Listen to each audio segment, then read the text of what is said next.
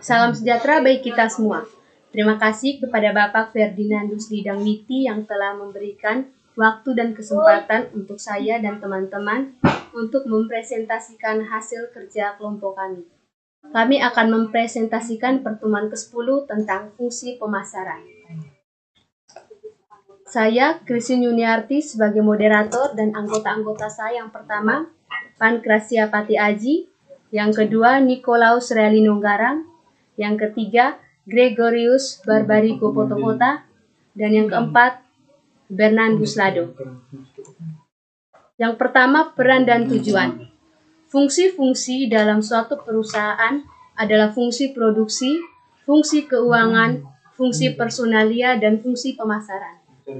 Yang kedua, semua fungsi dalam perusahaan pada akhirnya untuk maximum profit. Yang ketiga, pemasaran sebenarnya merupakan fungsi utama dalam suatu perusahaan karena tanpa pemasaran, barang yang diproduksikan tidak ada gunanya. Yang berikut, marketing atau pemasaran. Marketing adalah suatu sistem kegiatan bisnis secara total yang dirancang sedemikian rupa untuk merencanakan jenis barang yang dijual, menetapkan harga, promosi, dan mendistribusikan barang-barang dan jasa-jasa yang dapat memuaskan konsumen potensial. Yang berikut, marketing adalah pelaksanaan aktivitas dunia bisnis yang mengarahkan arus barang atau jasa para produsen kepada konsumen atau pihak yang menggunakannya. Yang berikut, pemasaran adalah suatu usaha untuk menjuruskan dana dan daya milik perusahaan ke arah pemberian kepuasan kepada para pembeli dengan maksud agar perusahaan dapat menjual hasil produksi, memperoleh laba, dan mencapai tujuan pemasaran. Pemasaran adalah pertukaran barang dari tangan produsen ke konsumen dan terjadi karena adanya kebutuhan konsumen dan dipuaskan oleh produsen. Baik, berikutnya saya akan menjelaskan kegiatan marketing. Kegiatan marketing meliputi menetapkan apa yang dikehendaki konsumen, merancang dan mengembangkan suatu produk yang dapat memuaskan kebutuhan tersebut. Yang berikutnya, menentukan cara yang terbaik mengenal penetapan mutu, penetapan harga yang tepat, promosi, dan pendistribusian produk yang sesuai. Marketing dikatakan berhasil apabila dapat memaksimumkan volume penjualan yang menguntungkan dalam jangka waktu yang panjang. Oleh karena konsumen tersebut dipenuhi kebutuhan dalam rangka untuk memperpanjang usaha-usaha marketing yang telah dilakukan. Marketing atau pemasaran sering dianggap sama dengan berbagai istilah seperti selling, merchandising, dan distribution.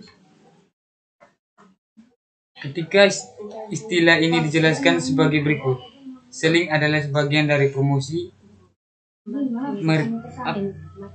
Merchandising adalah perencanaan produk, yakni perusahaan berusaha merencanakan produk atau jasa yang paling tepat pada harga yang tepat dan dengan pengepakan yang tepat, warna serta ukuran yang tepat. Distribution adalah saluran distribusi yang menyampaikan barang ke pasar atau pada konsumen akhir. Baik, berikutnya saya akan menjelaskan tentang marketing. Marketing terdiri dari beberapa bagian, yaitu 1. Memusatkan perhatian pada pemenuhan kebutuhan konsumen. 2. Perusahaan menetapkan apa yang dikehendaki oleh konsumen, kemudian memproduksikan produk tersebut dan menyampaikan secara tepat ke konsumen. 3. Manajemen berorientasi pada usaha memuaskan kebutuhan dan keinginan konsumen. 4. Perencanaan berorientasi pada jangka panjang. Berikutnya, selling. Yang pertama, memusatkan perhatian pada produk. Kedua, perusahaan membuat produk dan setelah itu baru bagaimana cara menjualnya. Yang ketiga, manajemen perusahaan berorientasi kepada jumlah penjualan. Keempat, perencanaan yang dilakukan berorientasi pada jangka waktu terbatas yang diproduksikan sekarang dan dijual sekarang. Yang kemudian, konsumen. Konsumen memilih produk atau ketenangan mulai dari kebutuhan konsumen, apa yang ingin dia apa yang ingin dia membutuhkan barang tersebut, kemudian motif dan keinginan. Lalu motif dan keinginan dibagi lagi menjadi 3, yaitu yang pertama ada keputusan pembeli, yang kedua faktor-faktor internal, dan yang ketiga faktor-faktor eksternal. Faktor-faktor internal terdiri dari informasi, personality, sikap, dan nilai. Dan sedangkan faktor-faktor eksternal terdiri dari faktor-faktor permasalahan dan faktor-faktor lingkungan. Yang berikutnya tentang lingkungan pemasaran. Yang pertama lingkungan sifat kompetisi, yang kedua lingkungan ekonomi umum, yang ketiga tersedianya suplai, yang keempat lingkungan internal perusahaan, yang keenam kebijakan ekonomi pemerintah, yang ketujuh kebijakan non ekonomi pemerintah, yang kedelapan lingkungan teknologi, yang kesembilan lingkungan kultur, yang ke-10 lingkungan hukum dan politik, dan yang ke-11 lingkungan etika dan sosial. Yang berikutnya ada bauran pemasaran. Bauran pemasaran terdiri dari produk, price, promotion, dan place. Jenis-jenis produk. Yang pertama barang convenient, yang kedua barang shopping, yang ketiga barang spesial, dan yang keempat barang istimewa. Berikutnya saya akan menjelaskan tentang harga.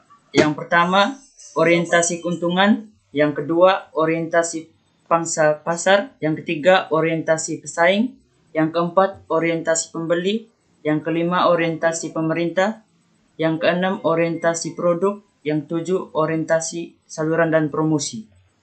Berikutnya, faktor yang perlu dipertimbangkan dalam penetapan harga. Yang pertama, penentuan tujuan penetapan harga. Yang kedua, estimasi jumlah permintaan terhadap produk. Yang ketiga, estimasi harga pokok produk.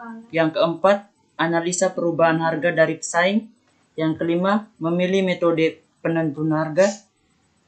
Yang keenam, memilih harga produk yang tepat. Berikutnya adalah promosi. 1. Penjualan pribadi atau personal selling. Yang kedua, periklanan atau advertising. Yang ketiga, promosi penjualan atau sales promotion. Berikutnya place. Yang pertama, pabrik langsung ke konsumen. Yang kedua, pabrik ke pengecer independen terus ke konsumen. Yang ketiga, pabrikan, grosir, pengecer konsumen. 4. Pabrikan ke in-store. Sekian dari hasil kerja kelompok kami, kiranya apa yang kami jelaskan dapat bermanfaat bagi kita semua.